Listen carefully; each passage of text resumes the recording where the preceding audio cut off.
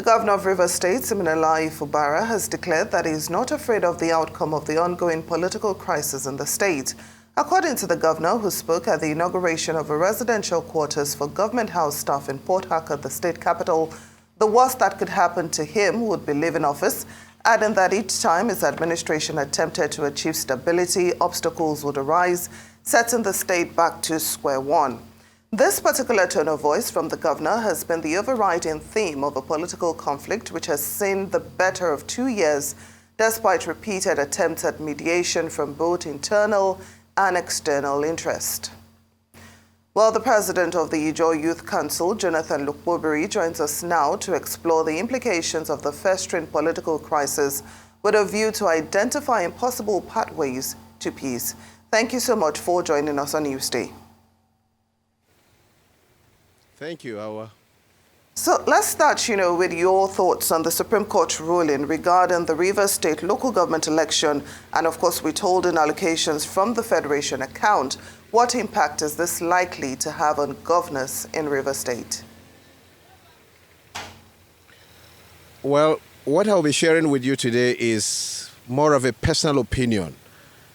The reason is the Joint Council, I have summoned a meeting where we will be having an emergency session where all structures of council will listen to review the Supreme Court judgment and its implications on the lives of people of Rivers State and then that of the governor. But my personal opinion, the implications of this Supreme Court judgment, it has two consequences for the people of Rivers State. First, the governor, who, in obedience to the rule of law, has largely complied with the directives as ordered by the Supreme Court on the area of local government elections, directing that they hand over the reign of power to the heads of local governments, as well as allowing the 27 members of the Assembly to be allowed to do their legislative job. But here is the implication it has on the lives of the people of Rivers State. Rivers people are not involved in this political conflict. Hear me clearly. The vast majority of people of Rivers State have not contributed anything to this festering crisis that is almost taking their peace and life away from them. Now, by the directive of the Supreme Court, there will be no economic activities in Rivers State. And of course, you can almost understand the implications of that. Also, now, by the directive that the governor does not have power to even expend any resources on Rivers people, the vulnerable people who are either civil servants, who are dependent on daily economic activities that has to do business with the government of the state, have automatically come to a halt. For a place such as Rivers State, the Niger Delta, especially in a moment where peace is becoming something we all now gradually are celebrating, and then a pronouncement of the Supreme Court is setting all of us back to an era where anxiety takes over the entire space. I don't think is best for the people of Rivers State and our region. This is not a threat. There are those who have said that the IYC have issued a threat to the ongoing political crisis in Rivers State. We don't want war. And that is the honest truth.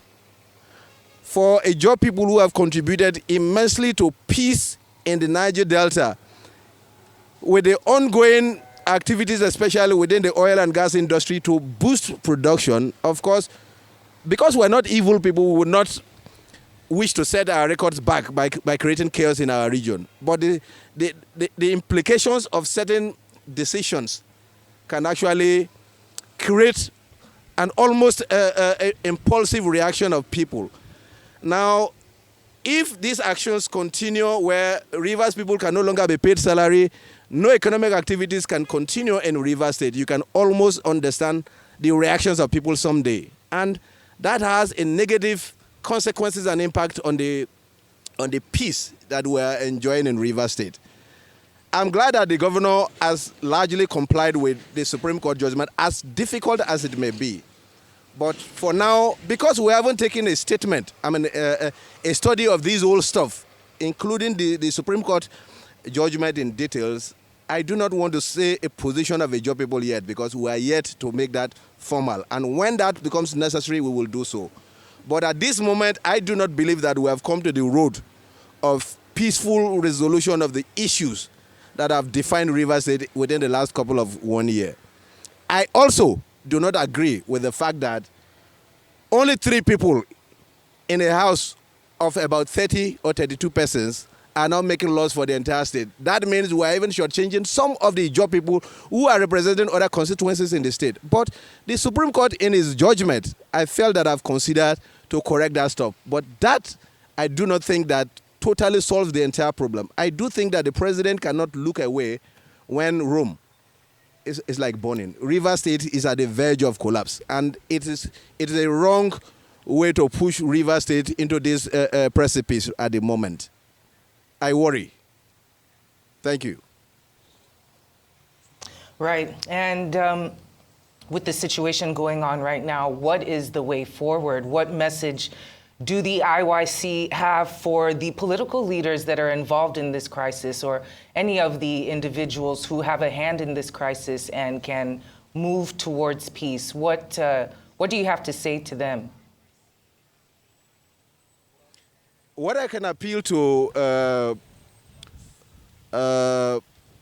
Governor Fubara and Wike, whose 2 individual conflict is practically almost taking Rivers State down.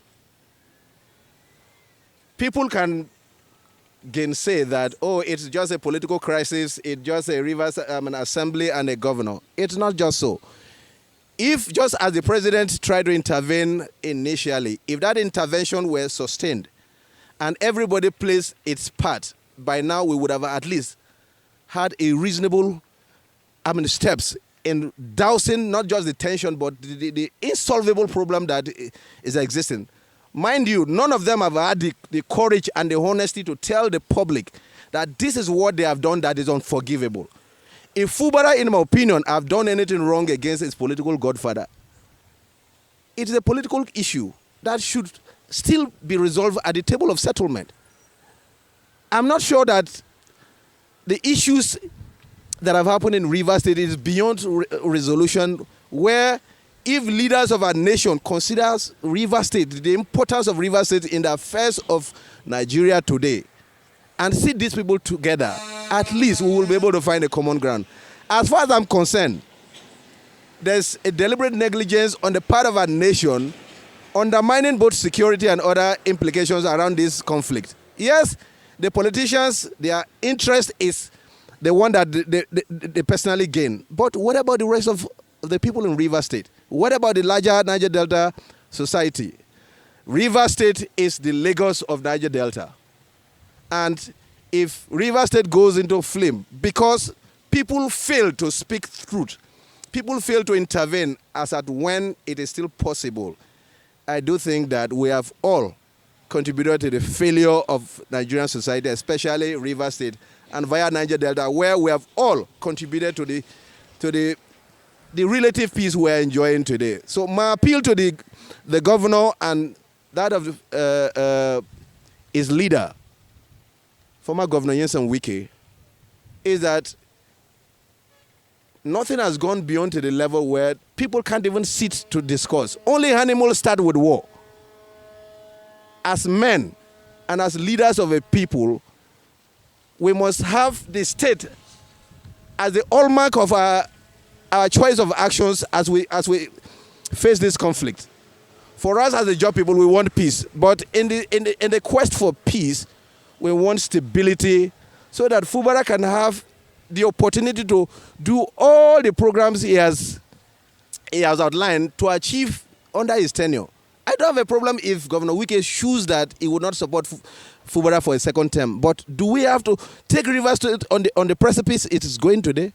I'm not sure the answer is right. And if it is not so, conscience need to come in. The leaders of our nation can no longer turn away because Rivers State is taking a wrong path. We will want peace, and if for anybody who feels that this is an opportunity to declare war, I don't think that is the best way. It's only when we get to a point where we cannot resolve the issues and we feel that we have run out of ideas at all. For those who are weak and feel that violence is the only option they have available at their disposal, they can do so. But for now, I do believe that we are leaders. We haven't exhausted all means of negotiation. And I do think that this, even as it is today, is still within negotiable limits. Now, earlier you said that your group, the IYC, would have to meet and, give their position on the Supreme Court judgment. But we've seen a statement, from Dr. Theophilus Alayi speaking on behalf of the IYC, saying that the Supreme Court judgment should be reviewed and saying that they would work against any attempt to impeach Governor Fubara.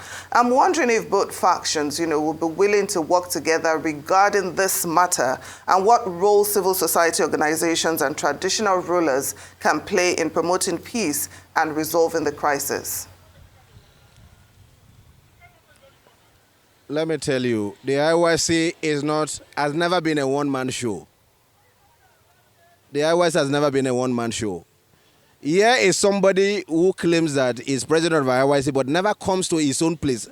I make decisions with others. No individual in IYC has the power to make unilateral statements about the IYC. The IYC is not such organizations where an individual found and think that he's using it for his personal advantage. However, like I said, the Supreme Court judgment has negative consequences on the peace and stability in Rivers State, and that's the area I worry about.